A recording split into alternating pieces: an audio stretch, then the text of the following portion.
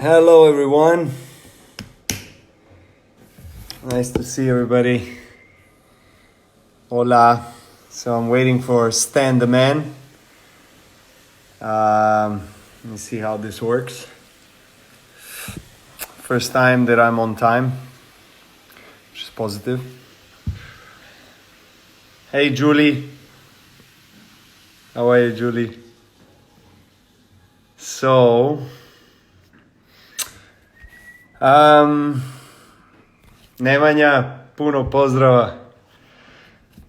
Stan the man is here. Okay, so I'm gonna go.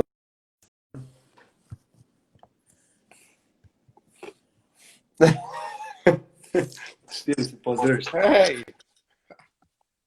Stan Amell, what's happening? what's happening with you? Did you Hey, just man. wake up? No, never. But what's is that the quarantine effect for you to be on time for the first time ever? Or Amazing, man. Amazing. if this can help you to be on time for the future, please. Well, next step is that I'm on time for the practice with This you. I'm not sure it will ever happen. Okay, well, at least I'm trying, you know. Yes, at least you know. Look, I thought I'm also ready to practice here. I brought the racket Oh, and no. balls, Nice. you know, so if you're ready, I'm happy to play virtual tennis with you. Is that French Open ball? No, that's actually Australian Open 2013. Okay. The one you remember, 12-10. Yeah. This How one did you go? This one I don't remember, but one of the many I don't remember, unfortunately. Exactly. Yeah. Roland Garros, I only remember the 16. 15, I think I played finals, but I don't know what happened that day. Me Did you neither. play that year? I think I did play it. Oh, really? Oh, you were the funny guy with that crazy shorts. Hey, be careful. Hey, be careful because it's there. I knew it, man. For sure. You knew. I hope you Okay, still so have the please. one I gave it to you. Okay, so I remember. Let's start with shorts, please, because that has been the topic in the last 24 hours. Okay. So I would like to ask you, what is the story behind that shorts? Who came up with the idea? I would like to know who came up with the color, who came up with the style. Like, I would like to know everything. Please lead me through it. There is not much to say except that actually I find the picture the first time I tried them was in 2014 in Tokyo during the tournament. That's when I got the clothes. But as you know, I wear the clothes they gave it to me. Yeah. And well, but you didn't have the say in design, like they didn't ask you previously. No, not for that. No. After that, we start to have more conversation about it, the colors and things like that. I could After see that. the evolution after that. Evolution. I tried to get a little bit less color in one shot, but yeah, at least it made people talk about it. Well, listen, I think with that shorts, you know, won you one of the biggest tournaments in the world. So you should definitely wear it more. People remember more about the shot than about me winning. So that's the problem, maybe. Wait, do I remember well that you put the shorts next to the trophy? Yes, I did. Finals? Yeah, I did. I had to. I received too much people talking about it until that, so I said at least he got it. How are you, man? How are you spending your time? I've seen you're very active on Instagram. I've seen that you work out every day, or you at least not every day. Unfortunately, not every day, but I'm trying. No, it's been great. I cannot complain. Living in a nice place and spending a lot of time at home for once that we're not used to. Spending a lot of time with my daughter also, so that's something different than normally. So at least this is positive. Are you doing homework with? I'm doing the school, not every day. The mom do also, and I do a week there. But yeah, I don't feel she's lucky to have a teacher like me. But well, it's what good. About you? Yeah, I mean, same thing. You know, I had a nice chat with Andy yesterday about about being at home and Mm. about how does that feel. You know, Yeah, I think it in a way it's strange because it's the first time.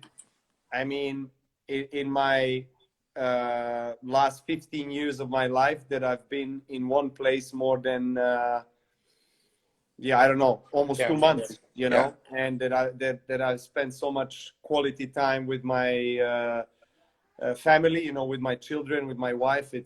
I'm really grateful for that. mm, Obviously this uh, coronavirus situation is terrible for a lot of people in Europe and in the world.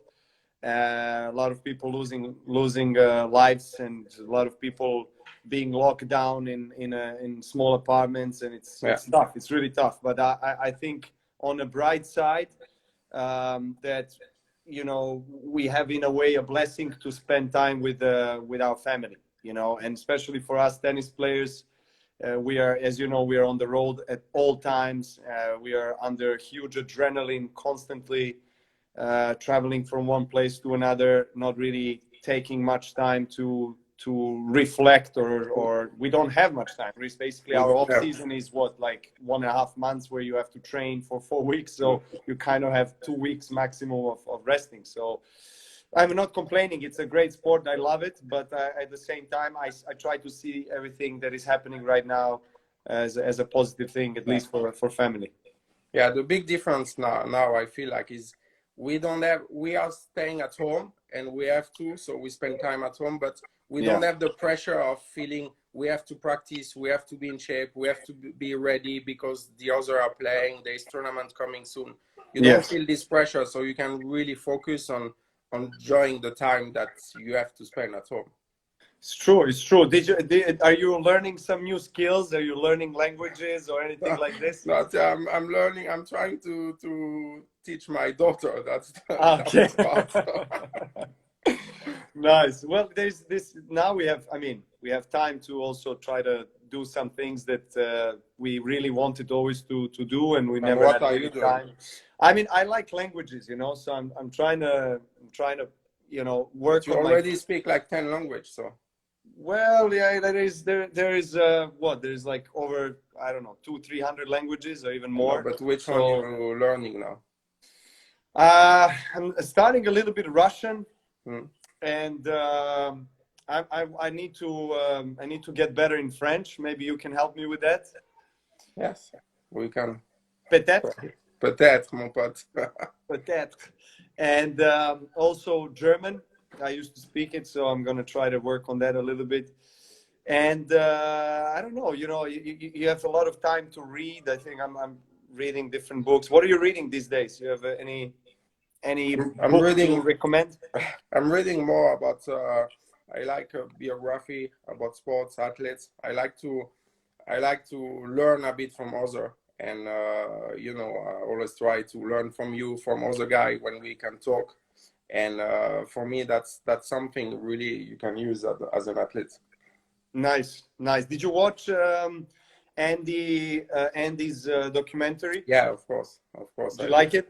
Yeah, I love it. I love it. Everything that can give you something that you don't see, something more Mm. into it, more deep. It's always interesting, and especially with Andy who gives so much. I think it was great.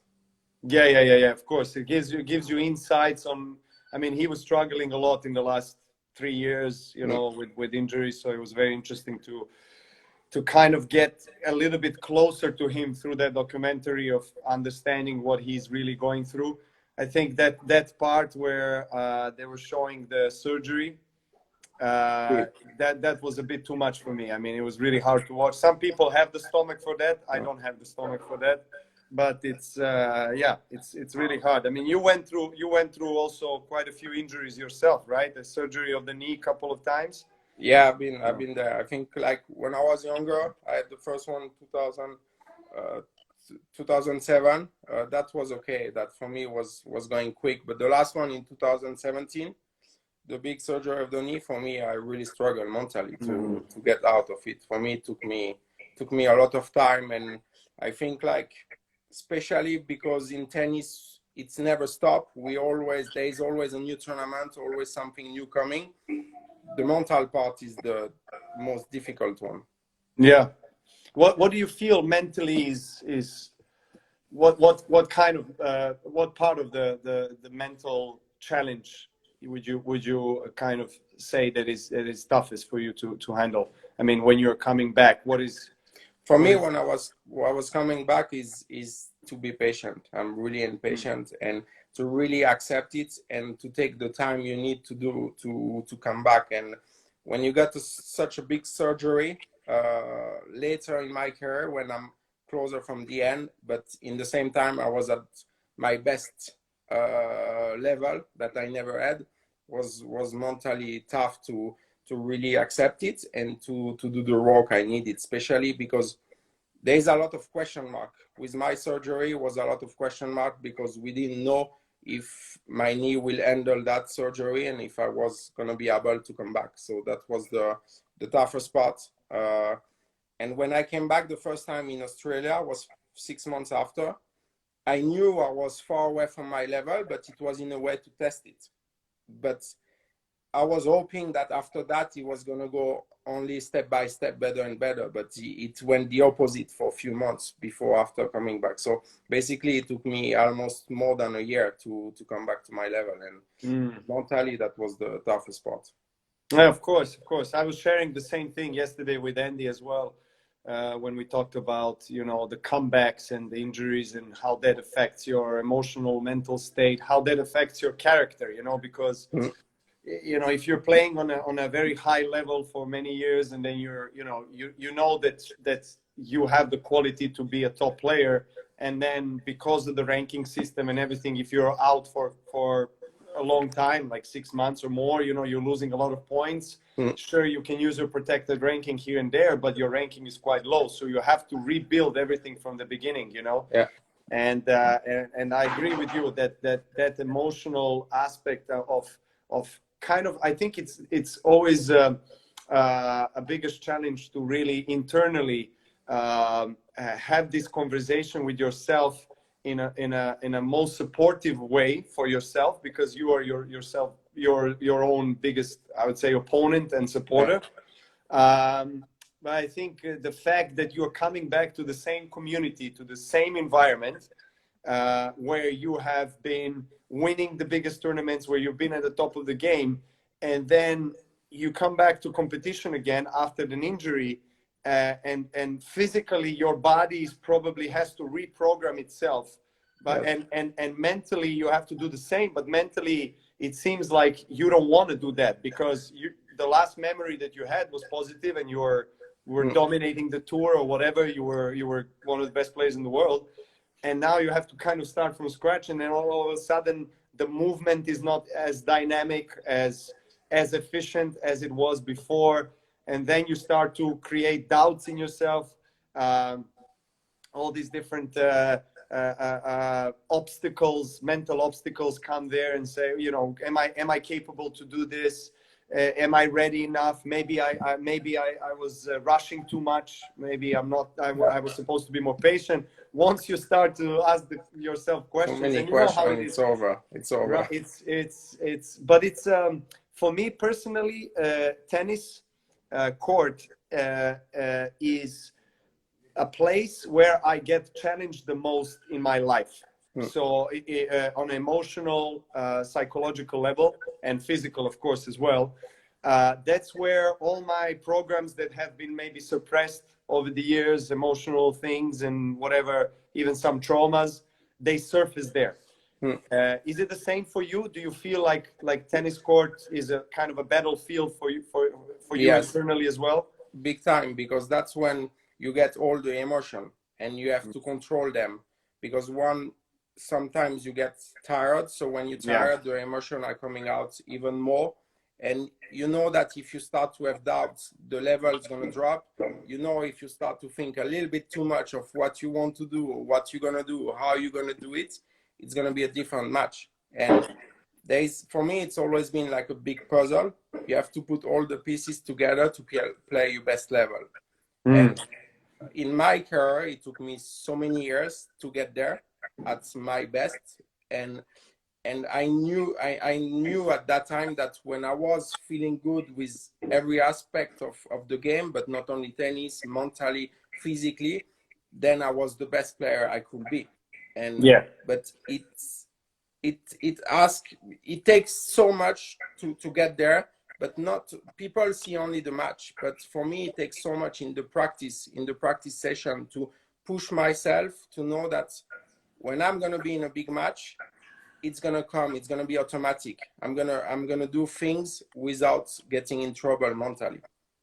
And how did your private life and everything that you experienced, you know, with your family or privately, let's say off the court, affect your performance on the court and everything that is happening? Because for me personally, I always believed in the holistic approach to life. I mean, I can't separate, even though I understand that, you know, throughout my life, I also had people that were telling me you have to separate and differentiate yourself as a tennis player and yourself as a, you know, brother, son, father, husband, and whatever. So you have to separate these two.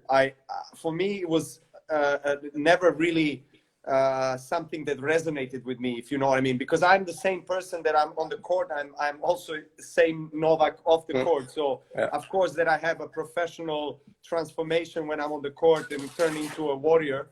But at the same time, I just felt that everything that I was experiencing in life was transferring to the court, and how I felt on the court, how I was able to keep my concentration, intensity, recovery, and so forth. How was it for you?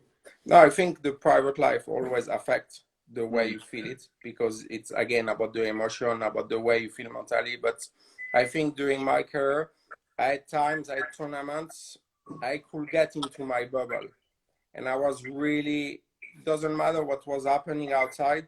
I find a way with myself to be okay. When I'm on the court, there is nothing can affect me. Nothing else gonna affect me. But this is only few tournaments, so I'm basically counting the Grand Slam. But Yeah. the rest of the time is really tough to completely separate your private life or what you're doing outside the court, off court. It's always going to affect you on the court, I feel. Oh, for sure, for sure.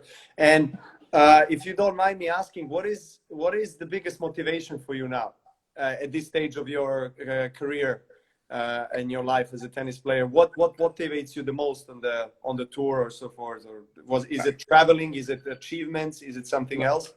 For me, first, since I came back from the surgery, but since I came back at the level, I feel good with it. So that's mean basically since last year, when I feel good on the court, I feel like I appreciate much more what I'm doing and what I'm achieving. Because before that, I always felt that you run about the next tournament, you run about the next match. You don't have time to appreciate the way you're playing or what you're winning or not. And that's for my career. And so now I appreciate much more. What really motivates me is the emotion I get on the court with people, with the fan. I feel like last year was one of my best year emotion-wise on the court. French Open, I had amazing crowd with me or against me, and many tournaments. And that's something that I really enjoy. My dream is to win more tournaments. That's for sure, because last one was long time ago. That's one of my goal. And again, is those emotions, but not only on the court, but also the pressure you feel and the way you build yourself as a player. I'm a big believer in it. Trust the process, do the work you need, and it's going to pay off sooner or later. And that's really what I want to keep pushing myself to. But right now is not the time you really push yourself. But yeah. Yeah. Well, yeah, you're right. You have to kind of pace yourself, you know, and I'm a big believer in work smart, not just work hard. I think, you know, each one of us is different in our own individual special way. And so we all have different bodies that require different things, different amount of work, specific work, and so forth. We were actually, Andy and I were speaking about it yesterday, the very same thing that you said, the appreciation for everything that you're experiencing on the court. And because of the constant competition, the constant travel, adrenaline, expectations, pressure that you pose on yourself, that you feel from the environment. You're on the road constantly, especially if you're at the top. You're expected to win most of your matches, so you move from one tournament to another in literally few days time. You have to change the surface, you have to change the country, the continent. You don't have time even to celebrate a big win, because you know you have, like, for example, Madrid, Rome back to back, so you have to travel the same evening or the next day. So you know, those are little perks of tennis, which of course make our sport very special. But at the same time, you're right. It reminds us, you know, I think this kind of time where we don't compete and we have several months, I feel like it's a great time for us to practice to be more present. Yeah. You know what I mean? Because I feel like in the matches, when I play my best is when I'm completely, fully in the zone, which means I'm fully present and attuned, and everything flows. I don't need to think about what I need to do. It comes automatically. But you know how many matches you and I and tennis player has lost in his life because you're just overthinking and you're doubting yourself, and you're, you know, folding maybe under pressure because you just don't maybe trust that at that moment that being there is enough, that you feel like you have to do more and create more. So you start paying attention to all these distractions, the crowd, the this and that, and it becomes a huge mess, basically. But to talk about crowd, how do you deal? Because there's a question I received many times, and honestly, as a tennis player, a fan, I watch you play those years, and especially last few years. And how do you deal, especially when you play Roger, the crowd against you? Well, of course, it's not easy, you know, when you have most of the people in the stadium cheering for your opponent. And I personally feel that as long as there is respect, meaning if they cheer for my opponent and they don't disrespect me, I'm okay with that. But if there is a disrespect, then I can react a little bit emotional. And of course, I understand that as well. Those kind of reactions that I have towards the crowd at times throughout my career, I'm not proud of them, and it's not something that I am in favor of and that I'm supporting for myself to do, because I know that it's not necessary at all for me to react, because in the end of the day, I have to preserve all the energy for what I have to do, you know, and play the best tennis I can possibly play and stay present. But you know, we are all people. We all get emotional. We all get distracted and stuff like this. Especially if you're alone on the court. We're individual athletes, so we don't have anybody to really rely on. And this is what you have to deal with. And that's what makes you tough mentally as well. But honestly, earlier in my career, when I was experiencing matches, especially against Roger and Rafa, where most of the crowd was cheering for them, it was tougher for me. I felt like it's not fair, that you know, I deserve more support, so forth. And I was spending a lot of energy on that. I was more emotional about that. But then I think throughout my own evolution as an athlete and experiencing these kind of situations more, I accepted it. And by accepting it, I felt like huge relief. And I also felt I managed to conserve more energy that I can use for more constructive things, you know, for myself. Yeah. It's my Stefan, my boys here. He's there. Hey. Stan the man. Hello. Hi. How are you? Good. You good? Yes. Yes?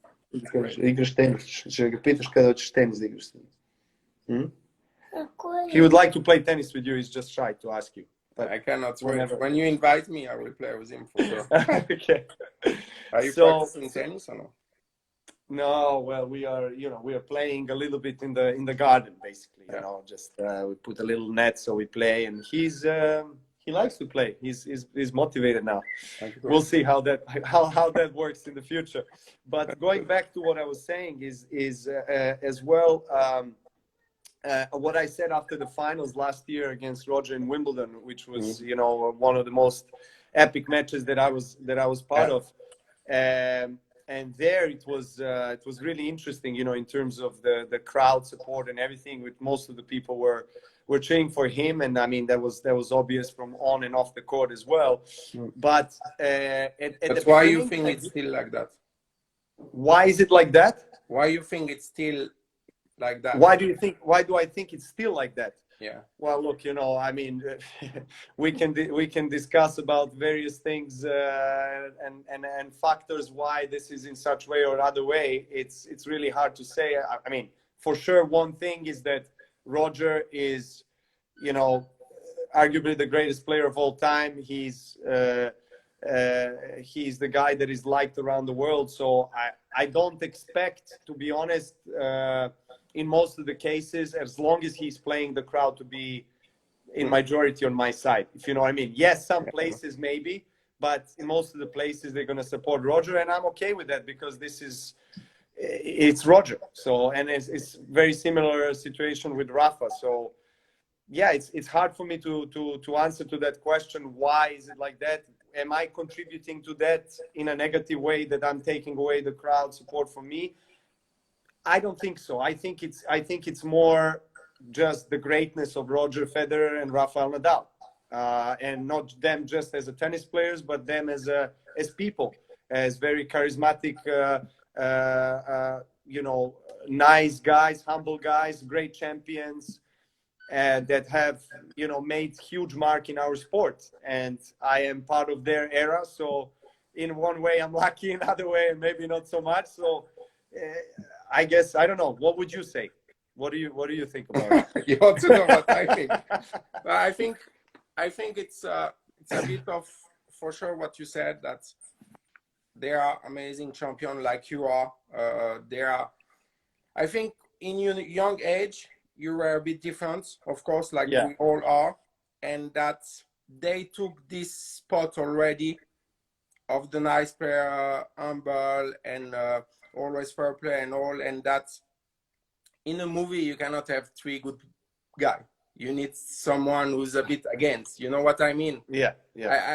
I'm saying that with a lot of respect, you know? No, of course. And that's probably, I think, when you were all three younger, that's the direction that everybody took a little bit. And now it affects a little bit right now. Yeah. But it's true. My vision. No, it's you're absolutely right, because my beginning of the rivalries that I had with these two guys, it was like I was this confident young player that was saying, yes, I respect Roger and respect Rafa, but I can win against them. I can win big titles. I can be number one. My goal is to be number one. And I think all of that has created this kind of I would say feelings with people, and this kind of situation where you know, people were asking who is this young guy to challenge the big Rafa and Roger, and then I was feeling like it's me against the world in a way, you know. But you also need a little bit. You also need that a little bit. Yeah, that's how I felt. I don't feel that way anymore, to be honest. I mean, for many years now, but especially in the first 3 to 5 years, I was feeling like, okay, it's me against the world. I got to prove it to everybody. I'm going to fight. I'm going to, you know, not give up. I'm going to be, you know, focused, and I'm going to be fearless warrior, you know. And of course, it did give me results in terms of tennis and everything. But at the same time, you know, of course, it was giving me a situation that was difficult to also handle, you know, because every time I would go out on the court with them, it would be tough, and it still is. But you know, I guess it's different from my perspective. I have internally, I have changed the way I'm experiencing this, that I'm seeing this, and so that has changed the whole external experience for me as well. Okay. Yeah. Interesting. You have some questions, Monpok? I have a question I receive a lot of questions, but one from my coach, Magnus. He asked about you, Coach Maria. What was for you the part of your game he most influenced? What was the part of my game that my coach Marian has influenced positively? The most, yeah. Because you've been working now for how many years? We've been working. We started working in 2006. Yeah. So it's been 15 years, and Marian has been there, you know, more or less from the day one of like pro tennis, and Marian has been an incredible role model for me in my life. It's really hard to talk about him only as a tennis coach. You know, he's like a brother. He's like a father to me. He's like family. Really, we've shared so many moments. I remember, you know, times when I was struggling mentally, emotionally. I would go into his room crying. Was I think one moment when I was really down on myself, where he lifted me up and helped me tremendously, was in 2010. I think when I lost to Meltzer in quarterfinals of Roland Garros, I was 2 sets to love up, and I lost in 5, and then I had a little bit of a crash, and I went to his room crying on the floor, and he was there for me, him and also Miljan, my physiotherapist, and one of the best friends in my life. You know, these guys have been a tremendous support. And Marian, in terms of technical stuff on the court, I think he has helped me a lot with positioning on the court and how to tactically execute the right shots at the right time. We worked over the years on forehand and backhand, probably a bit more on forehand, and serve as well. And we were bringing in, you know, other coaches on board as well. Boris Becker.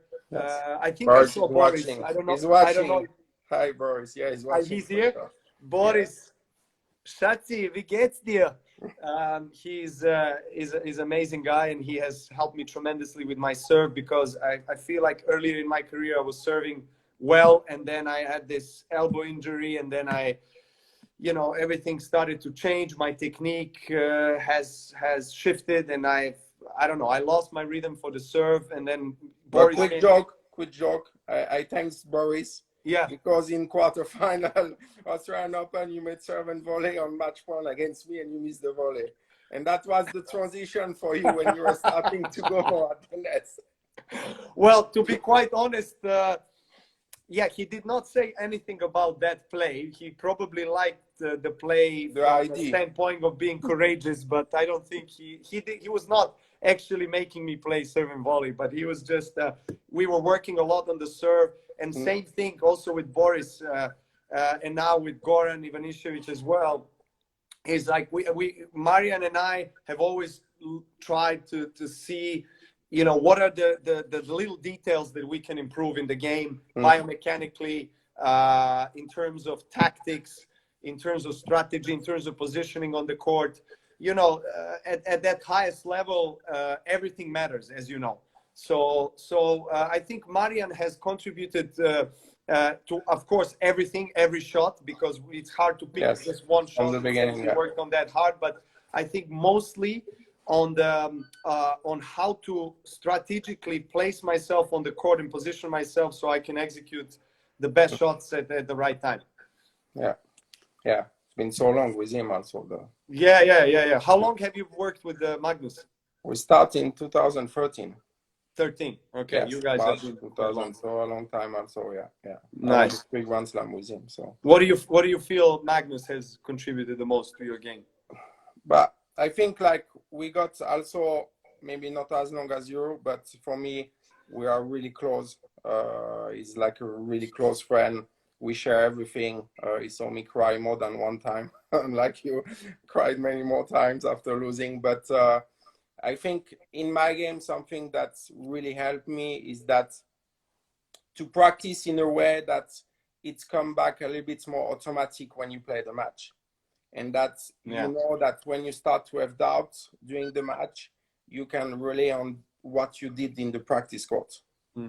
And that's something that's helped me to get confidence little by little.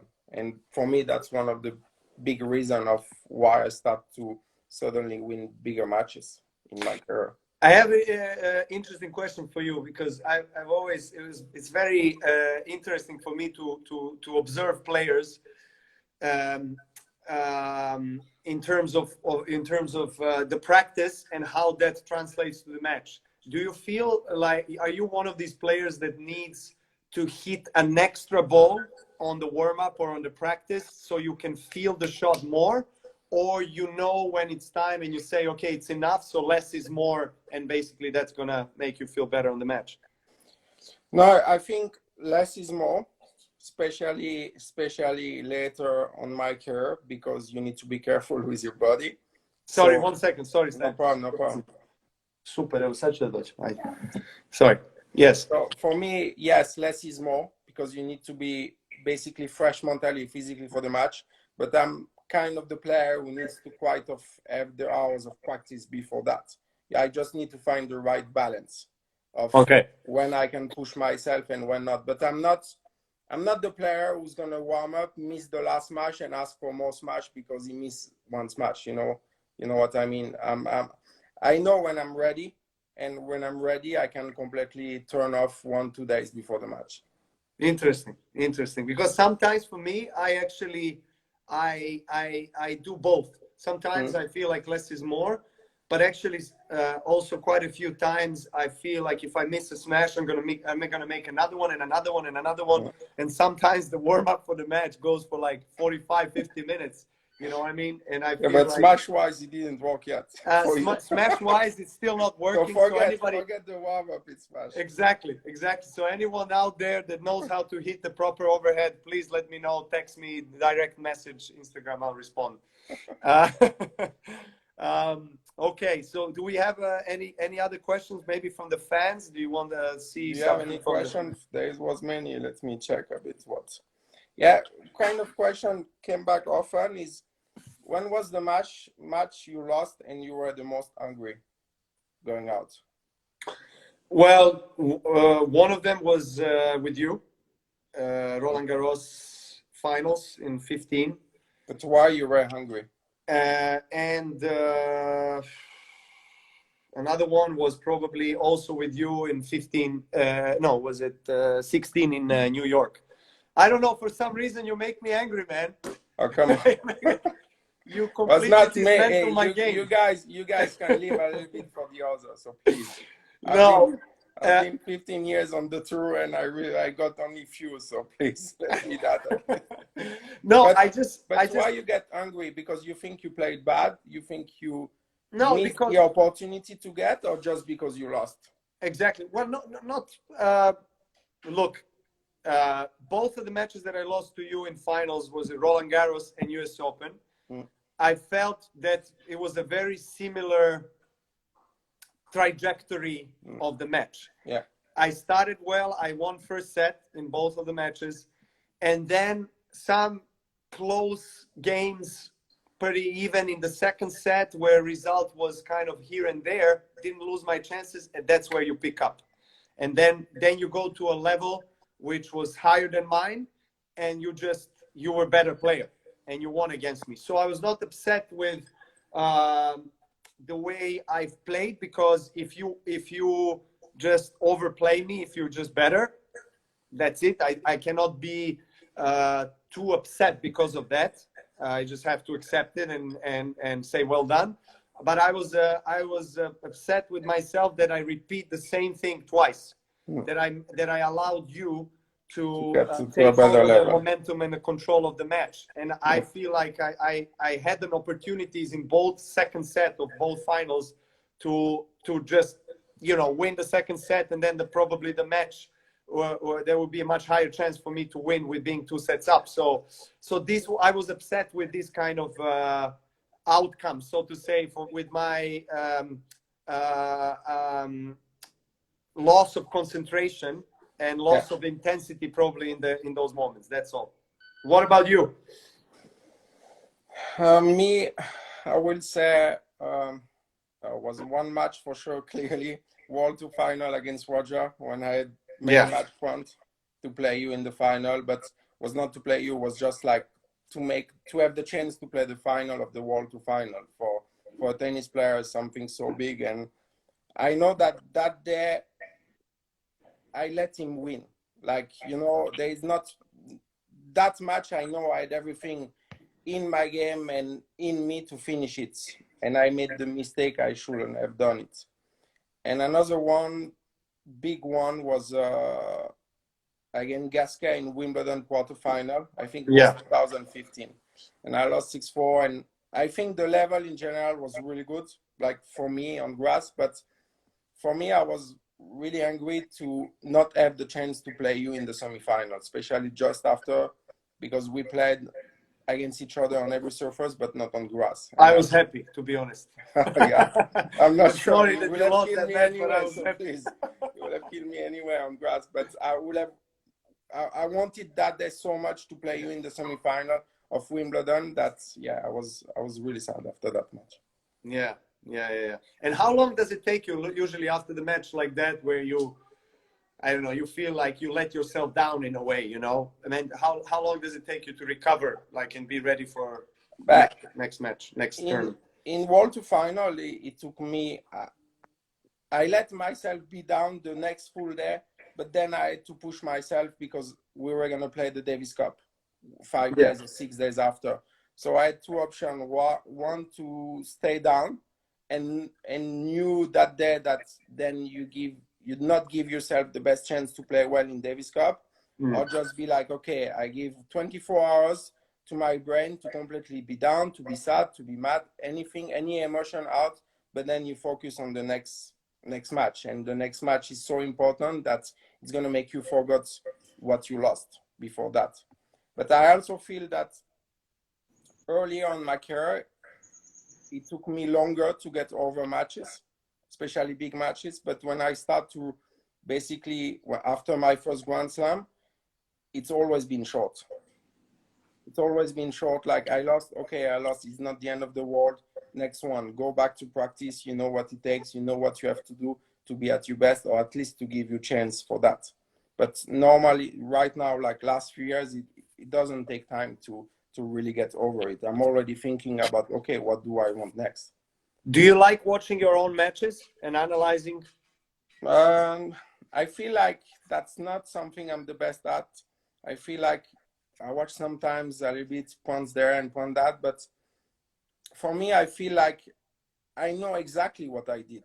I know exactly when I lost the match. I know exactly when I did this double fault. I know exactly that at that moment I went a little bit defensive. Like, I can tell you every match. I know what happened in the match. So for me, watching it doesn't really help me unless I do it with my team and then my team explain to me something, but they can explain to me without watching the match because I know exactly what happened. So that's not my favorite. I prefer to watch other tennis players. I prefer to watch you. I in tournament, I love to watch the match. Like, when I'm back in the room, hotel, especially in Grand Slam, I put the TV on and I watch the match because I think for my career, I learned so much by watching you guys and practice with you guys. That's when it helped me so much to be a better tennis player. Absolutely. Yeah, same for me. I think I love watching tennis. I think for most of the guys is the same. You know, when you're during the tournament, you're like always constantly following what others are doing and analyzing their game and trying to pick few things that you can implement maybe in your game and try. And I feel I also like, even when I'm not in the tournament, like when I'm at home, I like to go on YouTube, or I like to look at some replays and highlights of the matches, or some slow motions from like all the players, from Roger, Rafa, yourself, or anybody. And there's always something that is very interesting for me to really try out myself on the court next time I'm hitting a ball.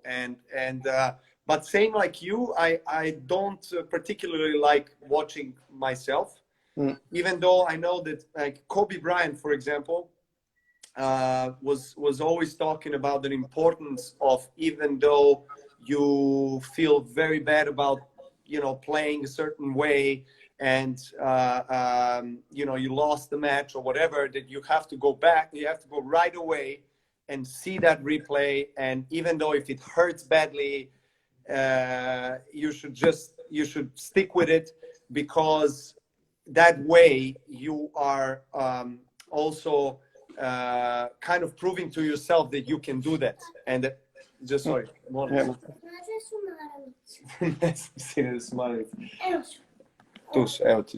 Sorry. So I do understand that there is an importance of that, and I do prefer watching and analyzing the videos of myself from the practice sessions, or like practice sets or whatever, if somebody records me, but not so much from the matches. And I actually like going like fast forwarding through the match, like just at particular points of the match where, as you said, you know exactly. I feel is exactly the same. So I just try to look, because I use the memory of and remembering which part of the match was a change in my game that caused me to maybe lose that match, and I go to that right away. And I see what happened. Yeah, for me, if I watch my match, it's more to watch what my opponent did, you know, because I know what I did, and I feel like I know the mistake I've done, but I want to understand why this player pushed me to do that. Or maybe sometimes during match, I feel like after the match, oh, he played so well, he was so aggressive, he pushed me so much. And if I look back, I'm like, no, you gave him the balls to be aggressive. He wasn't an aggressive player. So I like to watch more to understand what happened at the opponent, from the opponent. Yeah, absolutely, and you're right. And there's it's funny, but how emotions can play a game with us. You know, even if you win like easy first set, you know that the next few games are crucial for you to maintain that level, right? You know exactly. That's, you know, I think like with age, you know even more. You anticipate even more that next game this pawn can make the difference. You know, and that's I think something I feel dangerous for me with age and later in my career, is that to not anticipate so much what can affect or not the match, and to stay more in the momentum, because you've been playing those matches so many times that you know exactly that one break pawn, one pawn at that moment can completely turn the match. So sometimes you think too much about the future and not to the moment. For sure. All right, Stan Amell, let's see. We have a few more questions maybe here from the fans. For sure, you let me know if you have an interesting question that you want to. I cannot get the question, only you, because you've been online. But you can see the comments. In the comments.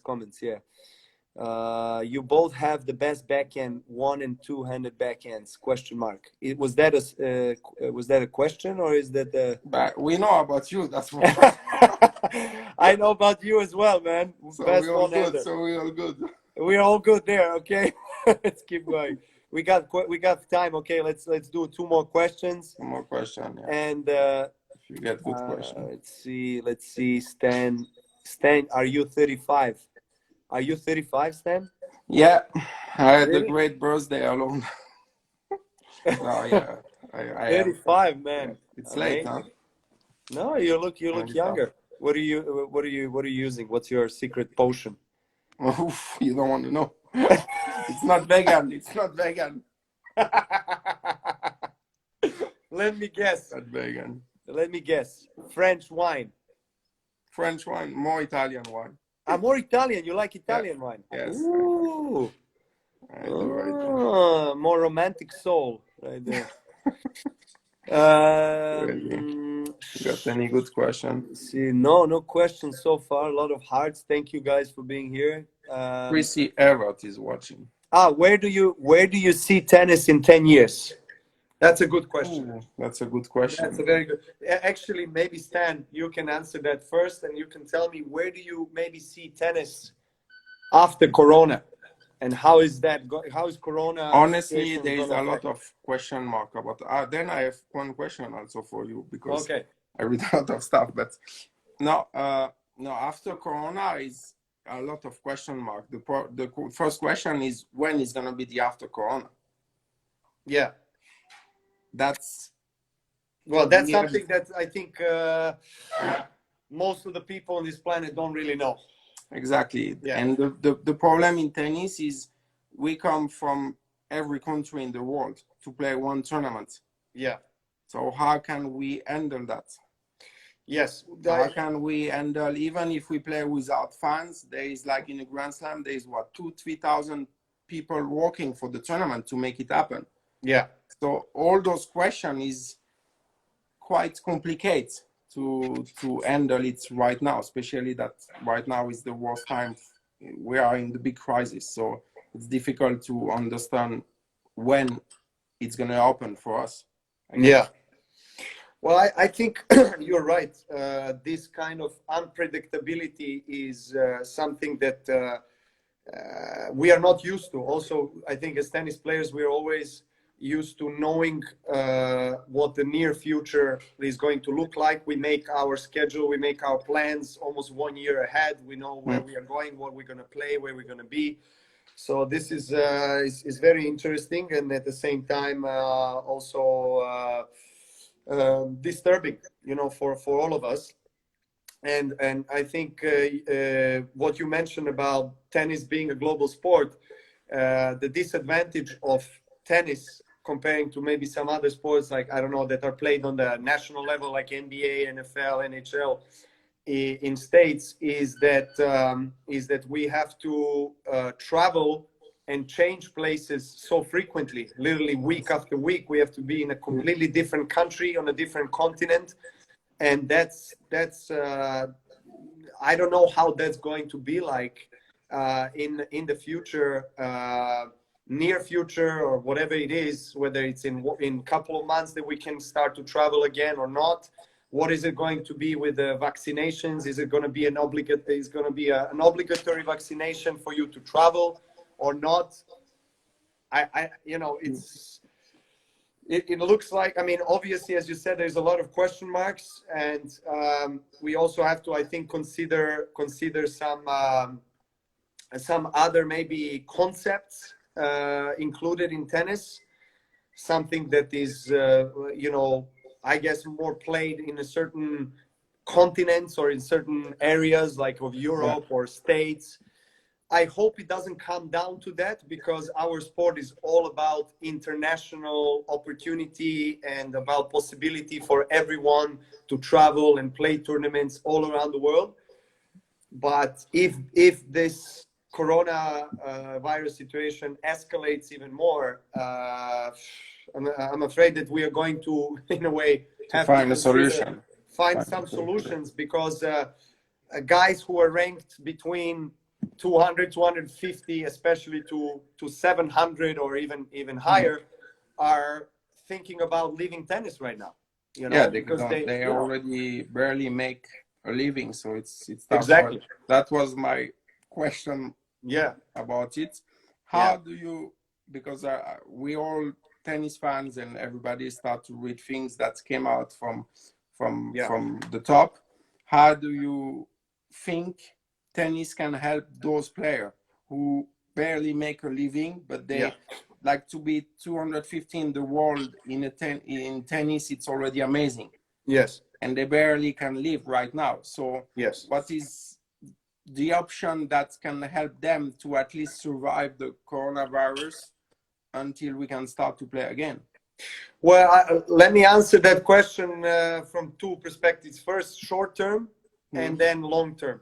I think short term, I spoke to Roger and Rafa a few days ago, and we had a long conversation about, about near future of tennis, what's going to happen, how we can contribute, and how we can help, especially lower ranked guys who are obviously struggling the most of anybody, because majority of the players who are ranked between 200 and 250 to 700 or 1,000 don't have federation support, don't have sponsors, so they are completely independent and kind of left alone.